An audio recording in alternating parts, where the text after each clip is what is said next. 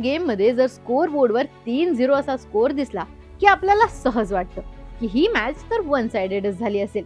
पण या मॅचची कहाणी तशी बिलकुल नाहीये. इमॅजिन करा, एक मॅच जिथे एक प्लेअर मॅच पॉइंट्स वाचवतो, दुसरा प्लेअर प्रेशर मध्ये गेम कंट्रोल करतो आणि तिसरा प्लेअर टाय फिनिश करतो.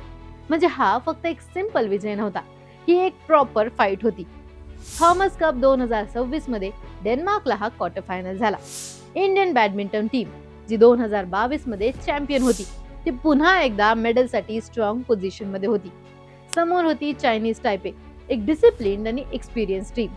रिझल्ट बघितला तर इंडियाने 3-0 ने क्लीन स्वीप केलं. पण या स्कोर लाईनचा खरा अर्थ समजून घ्यायचा असेल तर प्रत्येक मॅच बघावी लागते आणि त्यासाठी हा व्हिडिओही शेवटपर्यंत पाहावा लागेल. पहिली मॅच सिंगल्स मध्ये होती, जिथे लक्ष्य सेन समोर होता चू टिन चिन. आता या मॅचची सुरुवात बॅलन्स्ड होती. लक्ष्यने चांगला स्टार्ट घेऊन स्लाइटली लीड घेतली, पण मिड गेम नंतर चूने रिदम पकडला आणि फर्स्ट गेम 21-18 ने जिंकला. मग दुसऱ्या गेम मध्ये चू 13-7 ने पुढे होता आणि त्यावेळी असं वाटत होतं की मॅच हातातून निघतीये की काय. पण लक्ष्यने कंपोजर मेंटेन केला. त्याने पॉइंट बाय पॉइंट कमबॅक केला आणि स्कोर 17-17 पर्यंत आणला. चू कडे मॅच पॉइंट्स असून पण लक्ष्यने काम राहून गेम टर्न केला आणि 22-20 ने सेट जिंकला.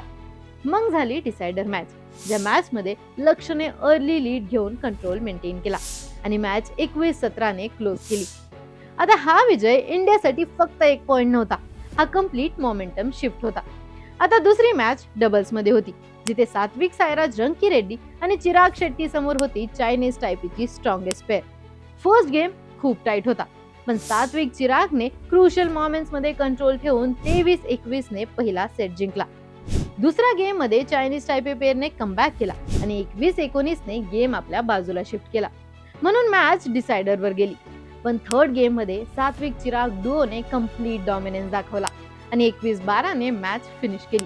या विजयामुळे इंडिया 2-0 ने पुढे गेली आणि सेमीफायनल साठी एकच विजयाचा दार राहिलं होतं. तिसरी मॅच ही डिसाइडिंग क्षण ठरवणारी होती, जिथे आयुष शेट्टी समोर होता वर्ल्ड नंबर 8 आणि ऑल इंग्लंड ओपन विनर लिन चुई. जिथे मॅचची सुरुवात टफ होती आणि आयुष 7-11 ने ट्रायल मध्ये होता, पण मिड गेम नंतर त्याने गेम कम्प्लीटली टर्न केला. त्याने नेक्स्ट फेज मध्ये मेजॉरिटी पॉइंट जिंकत फर्स्ट गेम 21-16 ने डॉमिनेट केला.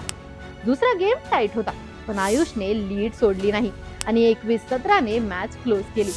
त्याच मोमेंटला इंडिया 3-0 ने टाय जिंकली आणि मेडल कन्फर्म झालं. या विक्ट्रीमुळे इंडियाने आपला 5वा थॉमस कप मेडल कन्फर्म केला. हिस्ट्री बघितली तर इंडियाने 1952, 1955 आणि 1979 मध्ये ब्रॉन्झ मेडल जिंकले होते आणि 2022 मध्ये हिस्टॉरिक गोल्ड पण जिंकला आहे. म्हणजे ही टीम फक्त एकदा जिंकून थांबली नाही, ही कन्सिस्टंटली टॉप लेवलवर कम्पीट करत आहे.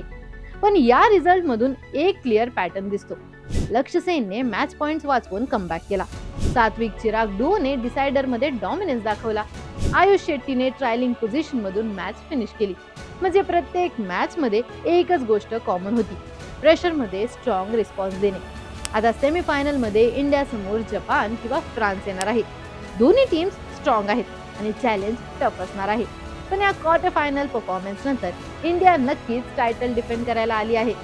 इंडियाने आपल्या परफॉर्मन्स मधून दाखवलं की बिग टुर्नामेंट्स मध्ये स्किल्स इम्पॉर्टंट असतात आणि क्रुशियल मोमेंट्स मध्ये कंपोजर आणि बिलीफ मॅच जिंकून देतात.